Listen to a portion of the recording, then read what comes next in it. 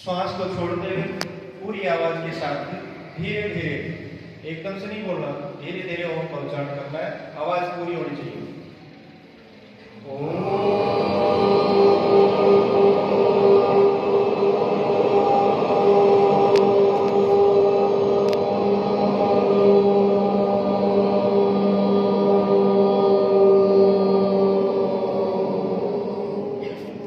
तीसरी बार एक बार फिर श्वास लेंगे, श्वास को छोड़ेंगे और ओम का उच्चारण करेंगे।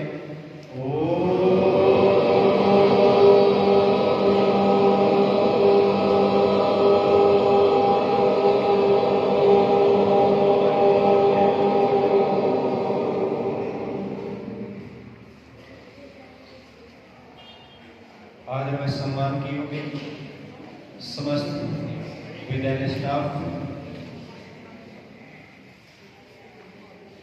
अध्यापक अध्यापिकाएं,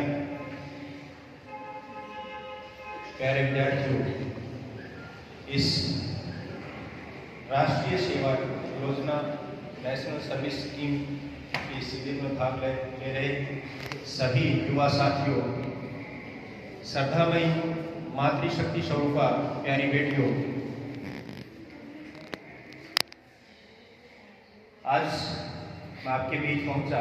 इससे पहले भी आपके बीच में एक दो बार आया हूं और आते ही लगभग सभी ने आपने पहचान लिया कि हाँ, हमारे बीच पहले आए हैं। पहचाना ना?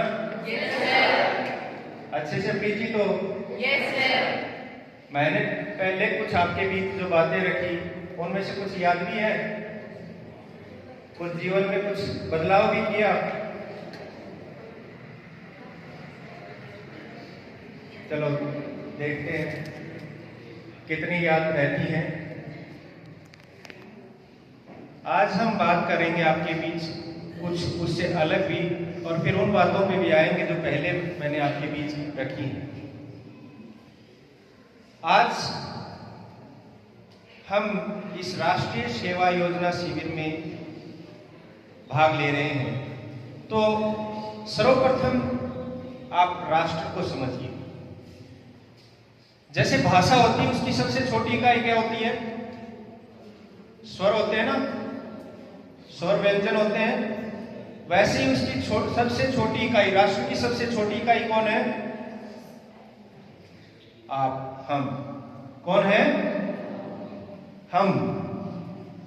और उसके बाद हमसे मिलकर ही परिवार बनता है, गांव बनता है, समाज बनता है और फिर राष्ट्र। तो राष्ट्र की सबसे छोटी इकाई आप हैं और आप ही मिलकर इस राष्ट्र का निर्माण कर रहे हैं। इस राष्ट्र का भविष्य कैसा होगा वो आपको ही तय करना है। आपके द्वारा ही ये तय किया जाएगा कि आने वाला इस देश का भविष्य कैसा होगा।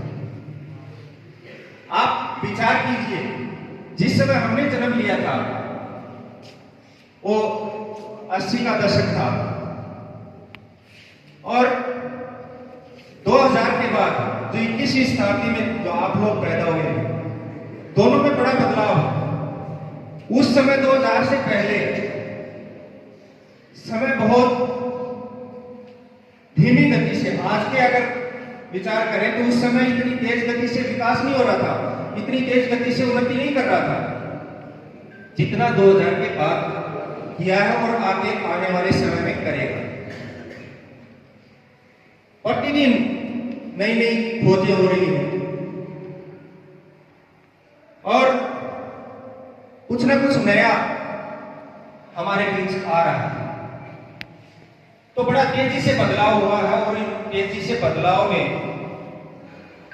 हमें भी उतना ही तेज गति से चलना होगा। आप देखिए, जो जिस समय हम गुलाम थे, जिस समय ये देश गुलाम था, 1000 साल की गुलामी इस देश ने झेली, उस समय ये युग नहीं था। जितनी तेज गति आज है उस समय नहीं, संसाधनों का अभाव था। और वो 1000 वर्ष की गुलामी हमने झेली, जिसमें 800 वर्ष मुगल यहाँ पर रहे, 200 वर्ष अंग्रेज रहे। अब वो परिस्थितियां बहुत बदल रही हैं और पर जो षड्यंत्र होते थे वो उस स्तर के नहीं होते थे जिस स्तर के आज हो रहे हैं। ये व्यापार का युग है। व्यापारी तरह तरह के षड्यंत्र रच रहे हैं। जितना जिसका व्यापार का स्तर होता है उतना ही बड़ा वो षड्यंत्रकारी होता है। सभी की बात नहीं कर रहा, लेकिन षड्यंत्र जरूर होते हैं। जैसे मैं आपको बता दूं, आज समाज में आपको भी सुनने को मिलेगा, बड़े बूढ़ों से बातें सुनने को मिल जाती हैं कि अगर कोई परिवार बहुत तेज गति से उन्नति कर रहा है और उसकी उन्नति आपसे बर्दाश्त नहीं हो रही, तो उसकी जो युवा पीढ़ी है, उसके बच्चे हैं, उनको गलत रास्ते पर चला दो, बिगाड़ दो, उस परिवार की बर्बादी निश्चित है। तय है कि वो परिवार बर्बाद हो जाए। आज भारत बहुत तेज गति से उन्नति कर रहा है। विकसित भारत की हम कल्पना कर रहे हैं। बहुत जल्द ही हमारा देश विकसित कहलाएगा। तो षड्यंत्र भी उतने ही बड़े लेवल पर हो रहे हैं। हमें उन षड्यंत्रों को समझना होगा और जितनी तेज गति से आप चल रहे हैं उसी तेज गति से उनको समझना होगा। अगर नहीं समझे तो हम जैसा युग पीछे था इस भारत का, वो युग दोबारा आ जाएगा। इसलिए अगर हम इसी प्रकार आजादी की खुली हवा में सांस लेना चाहते हैं और अपनी आने वाली पीढ़ी को भी ऐसा ही ये देश इससे बेहतर स्थिति में छोड़ना चाहते हैं, तो हमें समझना होगा हर षड्यंत्र। छोटे छोटे व्यापारियों के षड्यंत्र बता देता हूं मैं। लोकल लेवल पे भी आपको, आप बाहर जाते हो, लगभग आप में से बहुत कोई एक आध बचा होगा जो फास्ट फूड नहीं खाता। खाते हो ना सभी? खाते हो? बर्गर गोलगप्पे खाते हो? खाते हो ना? सीकर की घटना बताता हूं मैं। सीकर में आप जैसे 12th या 12th के बाद या 12th से पहले बहुत से बच्चे वहां जाते हैं, वहां स्टडी करते हैं, लाखों की भीड़ है वहां पर। तो फास्ट फूड की मार्केट भी बड़ी होगी। गोलगप्पे खाने वाले जो बेटियां हैं उनकी भी वहां पर भीड़ है। तो शाम के टाइम गोलगप्पों की रेहड़ियों पे जरूर जाते हैं बच्चे खाने के लिए। तो किसी व्यापारी ने देखा कि यहाँ गोलगप्पे की अच्छी मार्केट है, लेकिन किस प्रकार मैं अपनी ओर आकर्षित करूं कि ये सारी मार्केट को मैं कैप्चर कर लूं। उसने योजना बनाई और अपने 3 रेहड़ियां लगवा दी वहां पर, और 1 आया 2 आया, धीरे धीरे प्रचार होने लग गया कि जो टेस्ट यहाँ इस रेहड़ी पर मिलता है, इन रेहड़ियों पे मिलता है, वो अन्य कहीं नहीं मिल रहा। यहाँ के गोलगप्पे खाने में तो बड़ा स्वाद आता है, इसका पानी तो बहुत टेस्टी। धीरे धीरे वो भीड़ बढ़ गई और लंबी लंबी कतारें लगने लगी वहां पर। उस रेहड़ियों पे लंबी लंबी भीड़ की कतार। अब प्रशासन ने देखा कि यहाँ पर और सब रेहड़ियों को छोड़कर यहाँ पर ही लाइनें लग रही हैं, कुछ तो कारण होगा। तो फिर उसके ऊपर रेड पड़ी। तो जो पानी की पढ़ाई कर रहे थे, पानी में कुछ नहीं था, पानी नॉर्मल था किसमें जो गोलगप्पे के लिए जो मिक्सचर बनाया जाता है आलू का, उसमें ड्रग्स मिलाई जा रही थी। और ड्रग्स खा के स्वाद भी आ रहा था और धीरे धीरे लत भी पड़ रही थी उनके खाने, क्योंकि ड्रग्स तो एक बार ले ली तो उसकी आदत धीरे धीरे बढ़ जाती है। तो ऐसे षड्यंत्र होते हैं। कहीं मार्केट में कुछ अच्छा खाने को मिलता है, ये मत सोचना कि उसमें कुछ अच्छा डाला हुआ है। आज शुद्ध, कहीं मार्केट में शुद्धता नाम की कोई चीज नहीं रही है।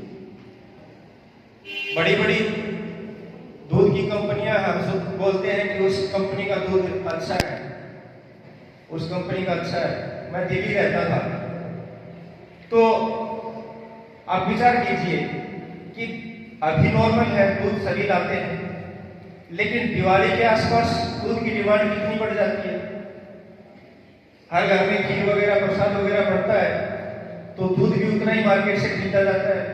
अब नॉर्मल में पूर्ति नहीं होती दूध की, उस दिवाली के ऊपर उस दूध की पूर्ति कैसे हो रही है? दूध की मिठाइयां मार्केट में बन रही हैं, आपके बीच में दूध पूरा आ रहा है, तो कहां से आ रहा है? अचानक इतना दूध कैसे हो गया कि दिवाली के आसपास इतना दूध मार्केट में उपलब्ध भी है, मिठाइयां भी बन गई। पिछले कुछ दिनों से लगातार हलवाइयों की दुकान पे दूध की डिमांड बढ़ रही है, मिठाइयां बन रही हैं, फिर भी दूध की पूर्ति हो रही है। क्यों होता है ऐसा? तो जहां दिल्ली में रहता था वहां पर एक बड़ी डेयरी थी, दूध का काम अच्छा था, वहां आसपास की मार्केट से सप्लाई वही होती थी। उस डेयरी के ऊपर एक दिन एक बड़ी कंपनी का मैनेजर,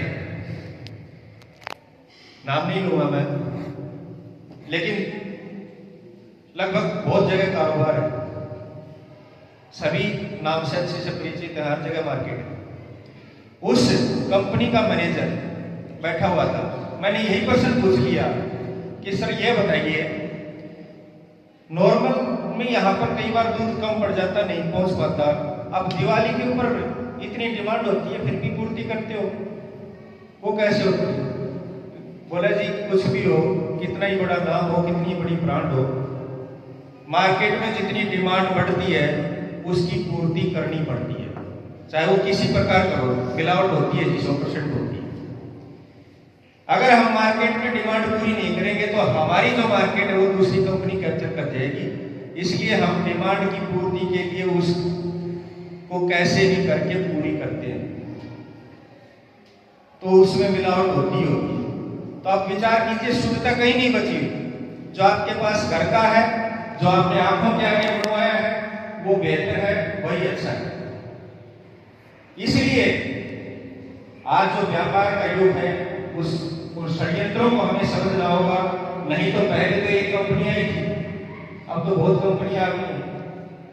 हम बार बार अभियान चलाया जाता है कि ज्यादा से ज्यादा हम स्वदेशी वस्तुओं का प्रयोग करें, तभी ये राष्ट्र आत्मनिर्भर बनेगा।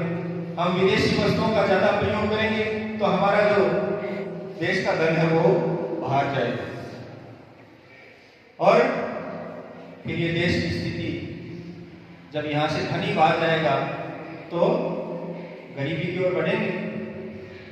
हाँ, बाहर से धन हम किस प्रकार ला सकते हैं, किस प्रकार हम कुछ सर्जित कर सकते हैं, कितना विकास अपने संसाधनों का कर सकते हैं कि यहां से हम बाहर जाकर वहां से कमा के लाए, या कुछ ऐसा बनाए कि बाहर की मार्केट में वो पहुंचे और वहां से धन आए। तो ऐसा हमें कुछ करना होगा, ऐसा करना होगा। तो ये राष्ट्र तभी सुरक्षित है जब आप लोग जागरूक